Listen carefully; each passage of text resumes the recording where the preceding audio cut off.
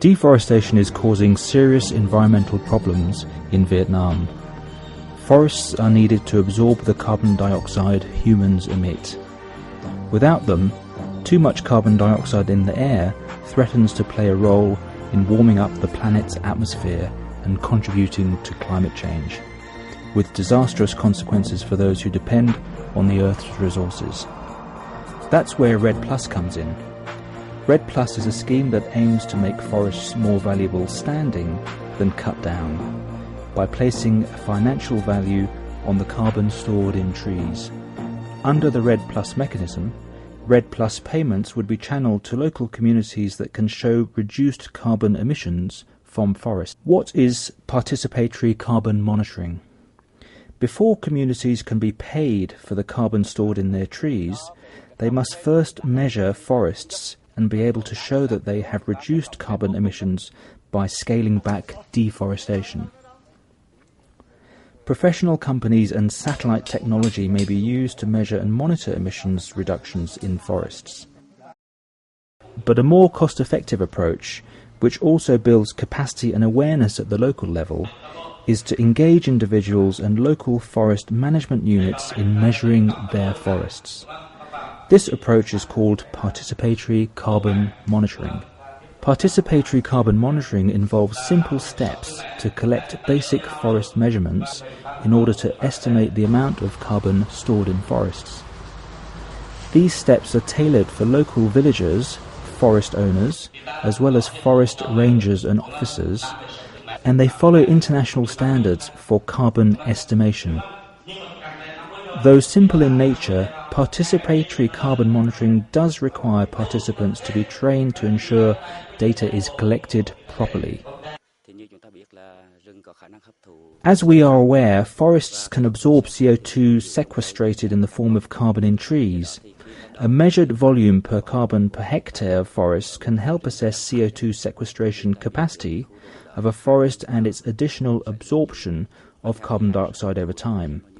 And this facilitates the assessment of its environmental values, especially in the estimation of carbon volume in reducing emissions from deforestation. As a step towards preparing Vietnam for REDD+, the UN REDD program has piloted participatory carbon monitoring training in 2 districts in Lam Dong province, Lam Ha and Dinh Linh. This piloting was a good opportunity for forest rangers and local forestry staff to be involved and to be trained as trainers so that monitoring knowledge could in turn be transferred to local communities.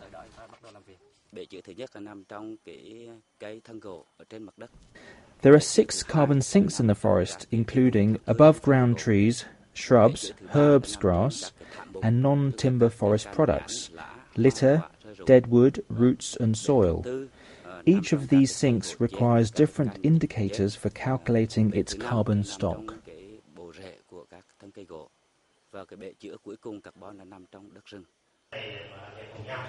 The UN REDD program's participatory carbon monitoring training course in Vietnam covered measurement techniques such as delineating boundaries of managed forest units, locating and setting up randomly positioned sample plots, collecting data and samples to estimate biomass for the 5 carbon pools, recording and reviewing data for analysis.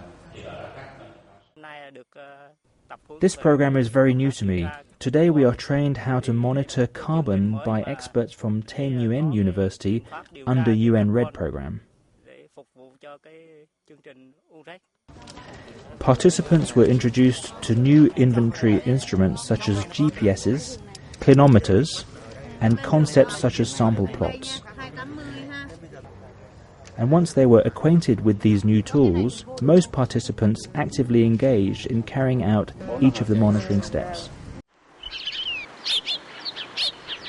By participating in the UN REDD program's carbon monitoring training, villagers were able to experience a hands-on approach to understanding carbon estimation in forests and to have a better understanding of the role of forests in climate change mitigation.